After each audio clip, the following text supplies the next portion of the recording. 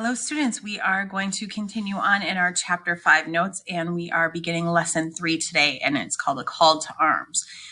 Our first heading is a meeting in Philadelphia, so I am going to preview the question and then we will begin reading. Number 1, what happened in Philadelphia in September 1774? In September 1774, 55 delegates gathered in Philadelphia. They had come to set up a political body that would represent Americans and challenge British control. The delegates called this body the Continental Congress. Leaders from 12 of the 13 colonies attended the meeting. Only Georgia did not send a representative.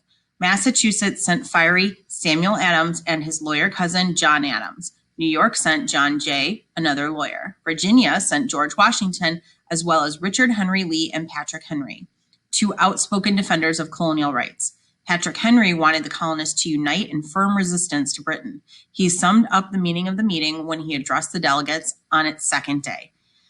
The distinctions between Virginians, Pennsylvanians, New Yorkers, and New Englanders are no more. I am not a Virginian, but an American. So what happened in Philadelphia in September of 1774? So we have 55 delegates gathered in Philadelphia. And they gathered, though, in response to the intolerable acts. So that's an important piece to add here. I'm going to actually ask you this question on an assignment coming up. So the reason why they created this group was because of the intolerable acts. And also remember that Great Britain called them the coercive acts. So the intolerable acts and the coercive acts are the same thing. And so 55 delegates, which are representatives, came from the colonies, except for Georgia. And the point was to try to unite them under one political body. Now, this was tried once before with that Albany Plan of Union that Benjamin Franklin proposed, and it didn't work. But more and more problems have been happening since then between Great Britain and the colonies. So this time it's looking like it may be more successful. So what did they call this new organization? It gives us that answer here as well. The Continental Congress. But this is the first Continental Congress. And so this was actually September 5th, 1774. It doesn't give us the specific date in the text, so I'm giving you that. Remember, these dates are going to be important coming up for a project for this chapter. So this number, the first Continental Congress, that changes every time we have a new Congress elected. And so today in 2019, we had new members elected to Congress, and this is going to go through the rest of this year, 2020. We are on the number 116 Continental Congress, but we dropped the word continental from the title now. So it's the 116th U.S. Congress. And so in 2021, we are going to have new representatives enter into Congress because we just had an election and they'll start taking in their new roles in 2021. So then it will become number 117th Congress. Our next heading is the delegates vote. And we're looking for what did the first Continental Congress vote to do? So we're going to scroll down here. The delegates discussed complaints against the British, and then they voted. In a statement of grievances, the delegates called for the repeal of 13 acts of Parliament. They believed these laws violated the laws of nature, the principles of the English Constitution, and several charters of the colonies. The delegates also voted to boycott British trade. The colonies would not import or use any British goods, nor will they sell their goods in Great Britain. Continental Congress delegates also decided to endorse the Suffolk Resolves, prepared by the people of Boston and other Suffolk County towns in Massachusetts. These resolutions declared the coercive acts to be illegal. They called on the county's residents to arm themselves against the British. After the delegates endorsed the resolves, the other colonies also organized militias, groups of citizen soldiers. So those two paragraphs are actually going to answer our next couple questions here. So the first one is, what did the first Continental Congress vote to do? There's a couple things that they voted to do. As you can see, I have two things here. And so the first thing that they did was vote on a statement of grievances. Here we go. Well, it kind of has it in a couple different places. So complaints is what we're talking about here. That's what a grievance is. And I think that's as far as I need to go there. So they voted on a statement of grievances, which is a complaint, as I just mentioned. There also tells us that in the text. You will need to know that vocabulary term, so make sure that you include that in your information that you're putting in your notes. And they called for a repeal of the 13 acts of parliament. Now, also remember, repeal is a vocabulary word we already put in our notes, and that is to cancel. So they're asking Great Britain to cancel the acts of parliament. And remember, acts are laws. So we wanted Great Britain to cancel these acts that they put into place, these laws that they put into place, because they felt that they violated the laws of nature, the principles of the English Constitution, and the charters of the colonies. That's quite a bit of writing. So I am going to pause there for a moment for you to write that in your notes.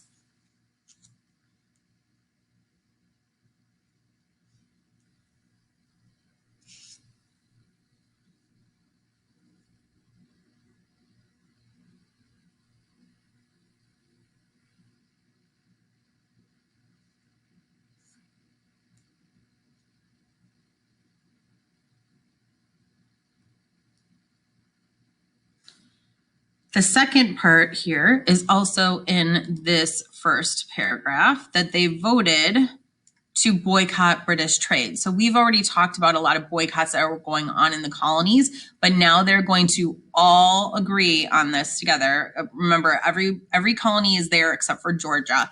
And so they are going to boycott British trade completely. They will not import any goods from Great Britain. That means bringing them in, right? They're not going to bring any goods into the colonies from Great Britain, and they also will not sell any of their goods to Great Britain. So they're icing them out on both directions. They are not going to buy anything from them, and they are not going to sell anything to them. And of course, Great Britain uses the colonies as a resource. So they do need some things from the colonies, but they also have them as a part of their incoming money. When they sell things to them, they're going to add to their revenue. So they have learned that boycotting is a really successful way to protest against Great Britain. It seems to make the most difference to Parliament and Great Britain. Again, I'm going to wait a moment to make sure that you have time to put that information in.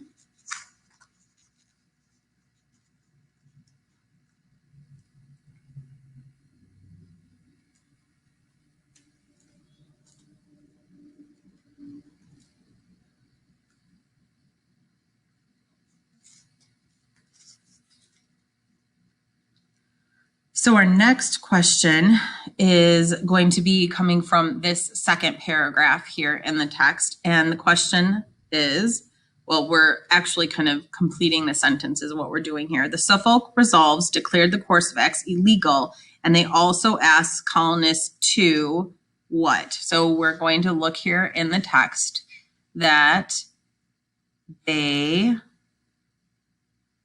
asked the colonists to arm themselves against the British. And in doing that, they created, here we go, militias. So they asked the colonists to arm themselves against the British, and they formed militias.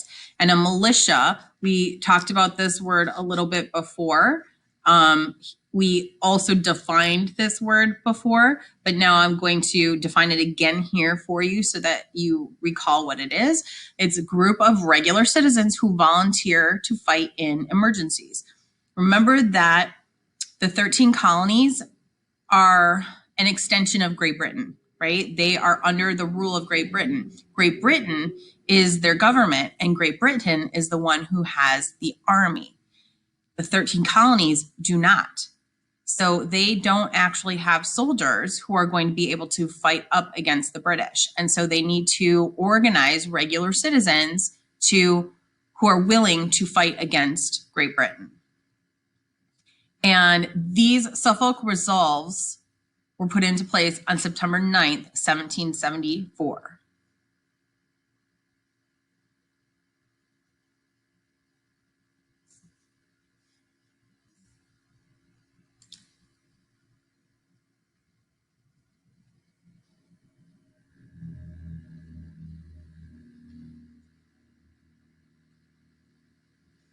So moving into the next heading there, the colonial militias, we are going to see how was it that members of the militia prepared to defend themselves against the British. They're not soldiers. I just mentioned that, right? They have not been trained. So we need to see what's going to happen. How are they going to be able to defend themselves? So I will read. The American colonists had a long tradition of serving and protecting their communities in militias. Members of a militia were an important part of each town's defense. Militia members trained and had drills with other citizen soldiers. They practiced using muskets and cannons. Each member was required to provide his own weapon, usually a musket with ammunition. Later, as tension between Britain and the colonies grew, towns began to gather and store military supplies. So we have a few different things here that militia members did in order to prepare to defend their towns. And this was something that they had for a long time. Have you ever heard of things called a neighborhood watch group? It's kind of like that sort of idea that people watch out for each other. They're ready to defend each other if necessary. But this is just a little bit more extreme because they are all equipped with weapons. And then they do have some training that goes on, but it's not anything like real military training.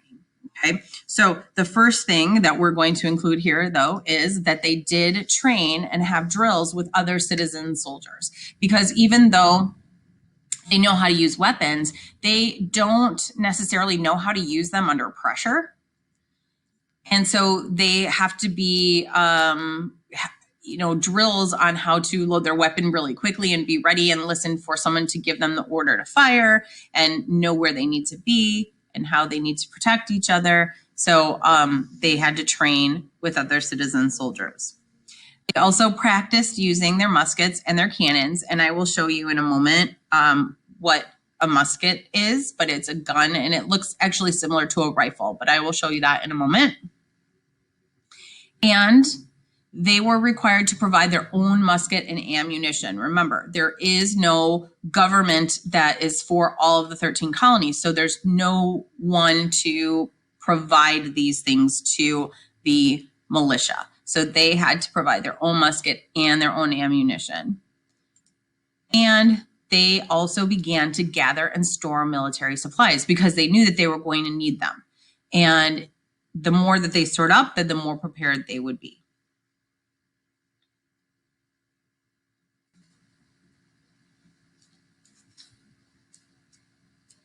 Okay, so I want to show you here is an example of a musket.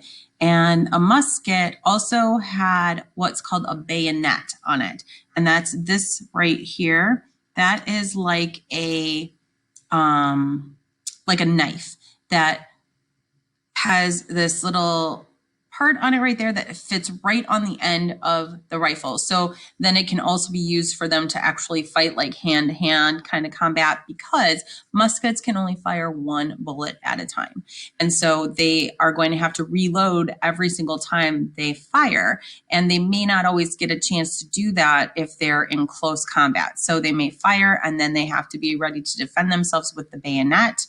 And a lot of times they would also carry another weapon with them as well, more of like a handgun that they could use if they had it, or they would also have another kind of knife with them that they could use in case, the bayonet wasn't going to work for them. And so that's the example of what the musket looked like. And then down here below is what the cannon looked like, or an example of what the cannon looked like.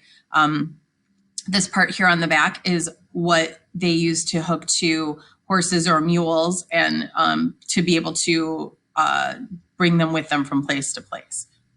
So it's a pretty simple looking kind of cannon, way less sophisticated than the type of cannons that we would have today. And even in later wars, it's going to get a little bit more sophisticated as the time moves on. So I'm going to switch back here again, uncover those answers for you in case you were still looking to add those in. And then our next heading there is fighting begins. And here's another one of those questions where I did it in the reverse order. So again, trying to come up with these higher order thinking skills for you. And so we're going to look under the fighting begins. And our answer is New England colonies. So what could our question be? Let's read and find out. Many colonists believed that if fighting with the British were to break out, it would happen in New England. Militias in Massachusetts held drills, made bullets, and stockpiled weapons. Some militias were known as Minutemen because they boasted they would be ready to fight in a minute's notice. In the winter of 1774 to 1775, a British officer stationed in Boston noted in his diary, "The people are evidently making every preparation for resistance. They are taking every means to provide themselves with arms." And of course, arms are weapons that they're talking about there. So fighting begins. Our answer was New England colonies. And it talks about New England right here. And what is it talking about New England? Well, let's look back again and read what does it say. Many colonists believe if fighting with the British were to break out, it would happen in New England. Okay, so New England colonies is our answer. So what about something that has to do with where the fighting would begin? Does that seem like it might make sense? If we said, where will the fighting begin? The New England colonies would be the answer. That seems like it might be right? So you can write this in a couple different ways. It doesn't have to be exactly word for word the way that I have it typed there, but something that gives you that same effect of the question. So where did the colonists expect fighting against the British to start? The New England colonies. Where would the fight begin? Something like that would work too. And the reason why they think that it's going to happen in the New England colonies is because this is where the majority of our big events are taking place. We have one specific place that's very common for our events that are taking place, right? Can you guess where that is? What city, what colony it is that we've had the most events take place in so far? We had a massacre there, and we had a tea party there. So that would be Boston, which is Massachusetts, and that is a New England colony.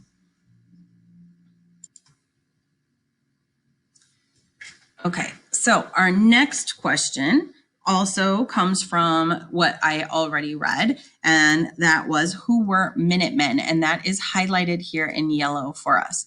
So Minutemen, hey, look at that, I didn't know it could do that. A civilian during the Revolutionary era sworn to be ready to fight with only 1 minute's notice. So these men who are Minutemen are still considered militia because they are still volunteer soldiers and they're fighting in this emergency situation. But the difference between a Minuteman and a militia person is that Minutemen would be ready to basically just drop everything and go. They kind of like think about a fireman who's got, as soon as that bell goes off, they just run and they take off and they go to do their duty, right? The militia members have a longer time to prepare before they leave, and they can sort of take their time and they can come and go as they please, whereas the Minutemen are always ready. So they hear the call, they get a signal, and they go. They grab their weapons and they go. So our answer here is militia companies who would be ready to fight in a minute's notice. And of course, that's when they were given a signal. They had to know that it was time to go, right? There's different ways that they have signals. Sometimes a signal was word of mouth, but we're going to talk about another event coming up where there is a specific signal that will be used.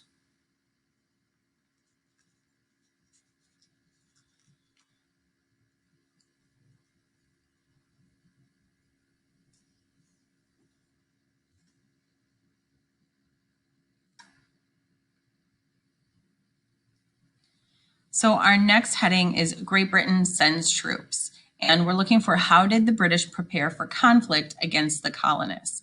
And I will read, the British also got ready for a fight. King George told Parliament that the New England colonies were in a state of rebellion and that blows must decide who would control America. By April 1775, several thousand British troops were in and around Boston, with more on the way. British General Thomas Gage had orders to seize the weapons from the Massachusetts militia and arrest the leaders. Gage learned that the militia stored arms and ammunition at Concord, a town about 20 miles northwest of Boston. He ordered 700 troops under Lieutenant Colonel Francis Smith to Concord, where you will seize and destroy all the artillery and ammunition you can find. So our first question there, how did the British prepare for conflict against the colonists? Well, they had several thousand British troops who were in and around Boston, and more were on the way. So they knew that things were going to get really tense coming up here. They saw these signs of a greater rebellion coming on from the colonists, and so they sent several thousand troops to be prepared for this fight. And again, they sent them to Boston. And number two, what did General Thomas Gage do? Well, here we go. I'll highlight that whole thing. We're not gonna write that whole thing. He learned that the militia was storing weapons and ammunition in Concord, Massachusetts. So he ordered 700 troops to seize and destroy all the weapons that they could find. Now, you might be wondering, well, why would they destroy them instead of taking them? Well, they're expecting to find a lot. So they would take things that they could carry. They would grab ammunition that they could and that they could use, but they're not going to be able to take all of it. So the idea is to leave nothing behind that can be used by your enemy. And so if they find these weapons and ammunition, whatever they can't take with them, they are going to destroy to make sure that the colonists, the militia, are not going to be able to use them.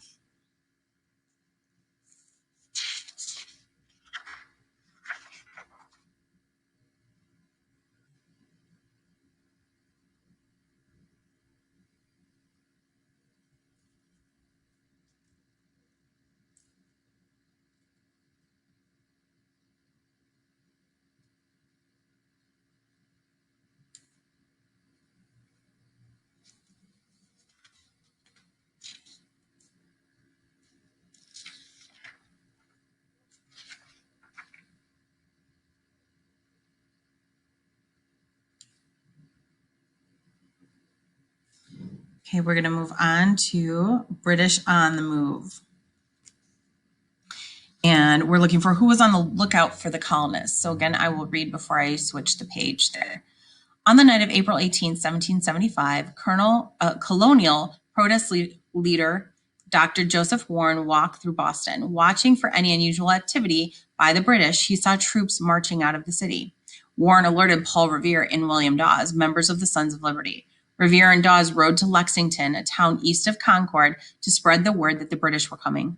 Revere galloped across the countryside, shouting his warning of the approaching troops. Hearing the news, Samuel Adams said, "What a glorious morning this is." He was ready to fight. A British patrol later captured Dawes and Revere. Another writer named Samuel Prescott carried the warning to Concord. Okay, so this is maybe an event that you've heard about before. You probably have really only heard about one of these men here in this situation. But who was on the lookout for the colonists? We first of all, in general, have this answer: members of the Sons of Liberty. And specifically, we have Dr. Joseph Warren, Paul Revere, and William Dawes.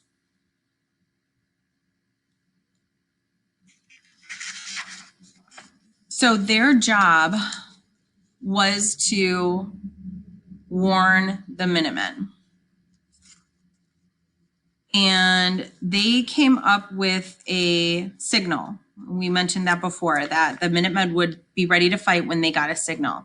And so they devised this plan to use a lantern as their signal. And they wanted the militia and the Minutemen to know from which direction the British were coming.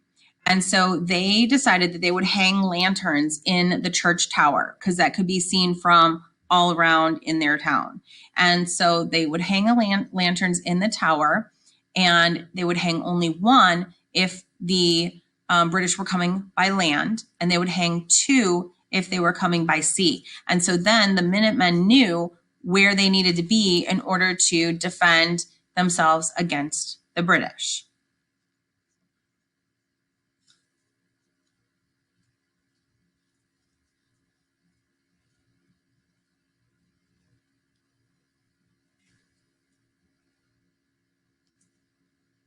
So our next one is, again, one that I've given you the answer here, and we're going to figure out what our question should be. And this is also coming from this British on the Move paragraph that I already read. So the answer is Midnight Ride on April 18th, 1775. He galloped across the countryside on horseback to Lexington, shouting, "The British are coming," to alert the Minutemen. So we have that word he in our answer, right? But we don't have a person's name anywhere in the answer. So logically thinking, we would need to have the name of a person in our question. And who would that person be that we are going to be asking a question about from looking at this answer? The Midnight Ride on April 18th, 1775. Who is he who galloped across the countryside on horseback to Lexington, shouting, "The British are coming"? We're going to look back over here at our text, and we see right here, Revere galloped across the countryside, shouting his warning of the approaching troops. So once again, our question can look a little bit different from each other. It doesn't even have to look exactly the same as what I have here. Our big important piece is that it needs to involve Paul Revere in the question. So I have written, what is Paul Revere most famous for? And so if I asked you that question, you should have been able to come up with this answer, Midnight Ride on April 18th, 1775, and then be able to explain what the Midnight Ride is. What is it that he did that made him the most famous? And that is this Midnight Ride. And again, I think probably a lot of you know the story of Paul Revere and the Midnight Ride.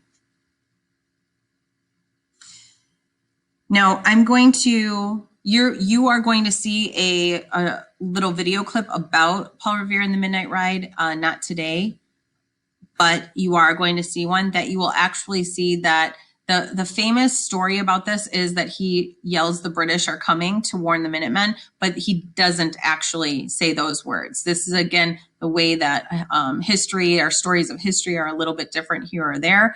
I'm going to put that part in there because that's the way that typically we tell the story. But he actually didn't say "the British are coming." He had a little bit different phrase that you'll see when we watch the video about that.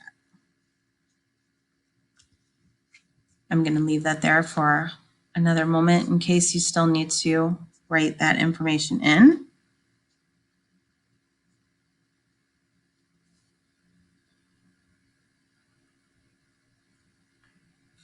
And you can see from your notes that we are not done with this lesson yet, so you will not yet be submitting this assignment.